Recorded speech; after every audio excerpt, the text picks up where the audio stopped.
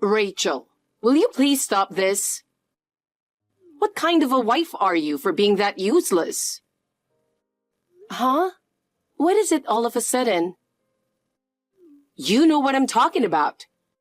You can't even do a decent job of housework, and you can't even take care of our son. So I'm ashamed of you as a wife. I am making efforts in my own way, but can you point out something specific? Something specific? When will you learn to be more like a wife? I have to help you out every time I go to your house. You're completely useless. I'm sorry, Ashley. I'll be more careful. Being careful isn't enough. Really? Are you even trying in the first place? It doesn't look that way to me at all. I am trying very hard. Based on your suggestions, I will improve. Very hard? You really think you're trying very hard? At least it's meaningless if it doesn't show the result. I feel sorry for my son, really. I will make more effort for Jason, so please give me some time to improve. Give you some time? That's just not enough. If I don't give you stricter guidance, he will be unhappy. Rachel, you are not trying hard enough. Your housework is half-hearted, and you are not doing anything right. I am sorry. Can you tell me which part is lacking? First of all, your cooking is the problem. Your food tastes and looks bad. They don't taste good to anyone. I will be careful with the seasoning of the food. If you could tell me what seasoning you like, I will use it. Then cleaning. Do you clean every corner of the room properly? There's a lot of dust left behind. I will clean more carefully. If there's anything I have overlooked, please point it out to me. Your cleaning is really lousy. I'd like to go over there and clean it myself. Who do you think would approve of a wife like that? I'm really sorry. I will be more careful and thorough. Also, taking care of my son is a problem. You should support him better. I feel sorry for my son because you are unreliable. I understand. If you can't provide true support, then you can't be husband and wife, can you? Yes, I will work harder to better understand Jason's tastes and habits. Think of this as your last chance, and do it well. Yes.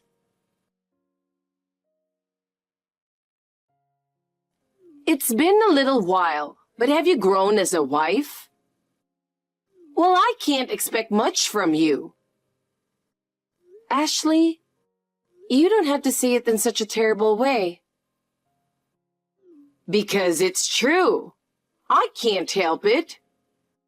Useless wife like you don't have to come for Christmas. You told me to make sure to attend the Christmas party every year, didn't you? I was looking forward to it too, and you said that was my duty as a wife. In the public mind, right? People say that, but not in your case. To be honest, you coming over is just a distraction. I understand. I'll let Jason know that I won't be going home for Christmas this year. But what will he think? I know you understand, but he can come home, okay? It's important for him to spend time with his family. Oh, so you are saying that I am the only one who will not be coming over. Does that mean I am not approved as a family member? That's right. You are not my family, so you are not allowed in the house. The only one who can come home is my son. And you make everyone tense when you're around. Oh, so that's what you meant. To be honest, I was surprised, but I understand. To be clear, I feel sorry for you, so I didn't tell you directly. I'm sorry, but a little insight would be nice. You made yourself very clear. Rather, I would prefer you'd be clear. I was trying to be nice to you, but what's with that attitude?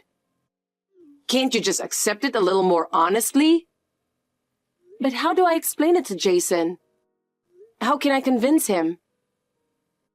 That's how much you should think with your own mind, which is lacking. If you don't have the ability to think for yourself, you'll never progress. I don't understand. Can you please advise me how exactly I should explain this? Just tell him that you're useless and disturbed by attending the Christmas party every year. Just tell him that you won't be attending in the future. I think I'm doing exactly what you told me to do. But it doesn't seem to be going well. It's not enough to think you are doing well. You have to do it before I tell you to do it. Can't you even understand? Even when I take the initiative, you complain. How can I satisfy you? Your way of doing things is no good.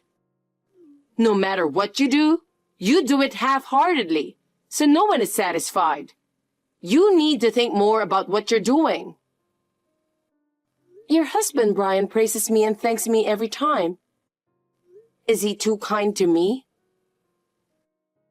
Brian is a kind man, so he can't say it clearly. That man is always so careful, but he wants you to notice. Besides, he says he looks forward to see us visit every year. I don't think he's lying. It's time you realize that he is saying that out of concern. He doesn't really mean it. You have to be a little more understanding. I don't think he thinks that way. I want to believe his words. In fact, he says he can't rest when strangers come over, you know. He really wants to spend time alone with his family. Did he say that? I don't believe that. Of course. We both think so. That's why I'm asking you not to come over. I didn't know. I'm sorry. Besides, Jason wants to come home alone, but he feels sorry for you. He's a really sweet boy. You should feel for him. Did he tell you that too? I've never heard that kind of talk before. I know even if he doesn't say it, because I'm his mother. There's a special connection that mothers understand. That's something you wouldn't understand. You're right. I don't think I'd understand if you didn't tell me, right? I've never felt that special connection. I know, because there is a genuine connection that you, a stranger, don't have. The bond between a mother and her son is something you don't have to put into words to understand. It's an amazing connection, isn't it? I don't believe that for a second. What's with that tone? Who do you think you are? Who do you think you are? I'm so tired of talking to you. I'm really sick of it. I agree. But this is also a family bonding experience, isn't it? Anyway, Jason is coming home this year. That's it. Understood. I'll talk to him about it.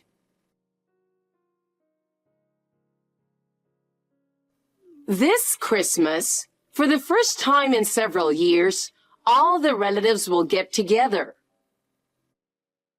I see. Everyone's bringing their grandchildren. Kids are so cute, aren't they? What? You are so easygoing. Hurry up and give me a grandchild who looks just like Jason. Children are a gift. I've always wondered, are you possibly infertile? I don't know. I haven't had any tests or anything. You've been married for 3 years now. You must be infertile. Even if I was infertile, it doesn't mean it's only a woman's problem. Are you trying to say that Jason has a problem? I don't want you to blame me for everything. You just keep making excuses. Do your role as a wife. Is it my role to have children? That's all you can do now, isn't it? That's too much, no matter how much you want it. You know that, but I don't want a wife who can't have children. I will do my best. Please don't just say the words, but also act properly. I understand. You're such a useless person. I'll give you a chance to make up for it. Chance? I'm planning to have a banquet every day during Christmas, so give me $2,000. That's too much money, and I'm a housewife. I don't have that kind of money. You worked before you got married. You had savings from that time, didn't you? I have a little, but it's impossible. You didn't save much anyway. Even if I had money, $2,000 is difficult. You have no right to say no. Just give me the money. Then I'll talk to Jason and decide. Wait a minute. You don't have to bother telling him. The amount is so large, as I said. I can't make the decision on my own. So, why don't you just take it out of your savings and there will be no problem? That's impossible. You really are a useless wife.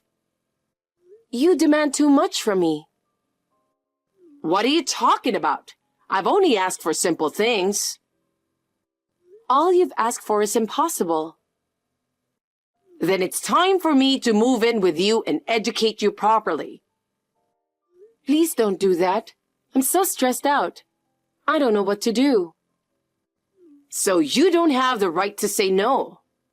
I'll teach you how to be a wife. I'll pass. I shouldn't have let Jason marry this woman. Even if you regret it, it's too late now.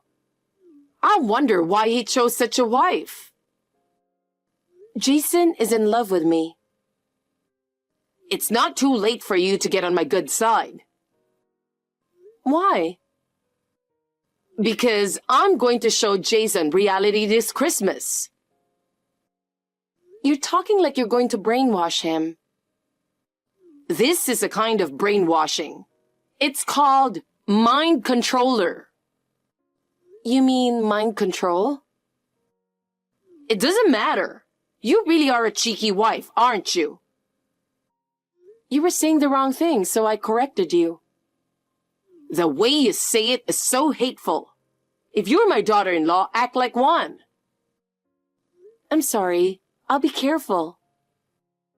I don't care. Just be prepared. Finally, the long-awaited Christmas. It seems like the world is overflowing with happiness. Of course, so am I.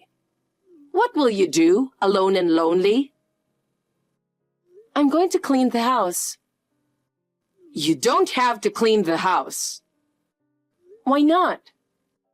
Because Jason will never go back to that house ever again. Don't say random things. By the time Christmas is over, you'll have decided to get a divorce. I'm going to make it very clear that you can't take it anymore. Can't you see how much your presence is a burden on his heart? He is stressed out by your presence at his most critical time. On what basis are you saying that? He has never said anything like that, and I think we are doing well. Just because you say so does not mean that our relationship is going bad. What exactly are you saying is the problem? I can tell from looking at him, because he always seems to be in pain when he is with you. I can tell by the look on his face that he's obviously stressed. You just don't realize it, but he's always holding back. I think it is because you say terrible things to me. When I am stressed, he senses it too. Isn't it because you're trying to get us divorced? You don't understand anything. It is that attitude you talk back to me is the problem. Can't you be more honest and submissive? If you did, it would be much easier for everyone. Your presence is making the home atmosphere worse.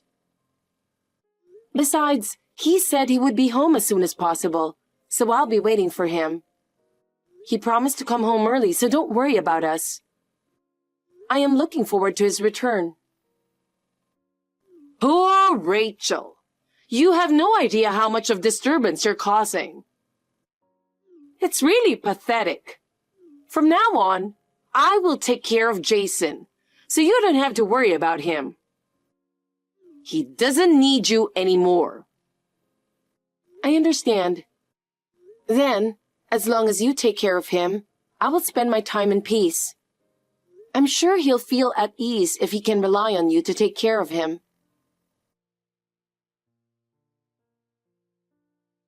What's going on? Explain it to me. What did you say to Jason? What is it? Is there a problem?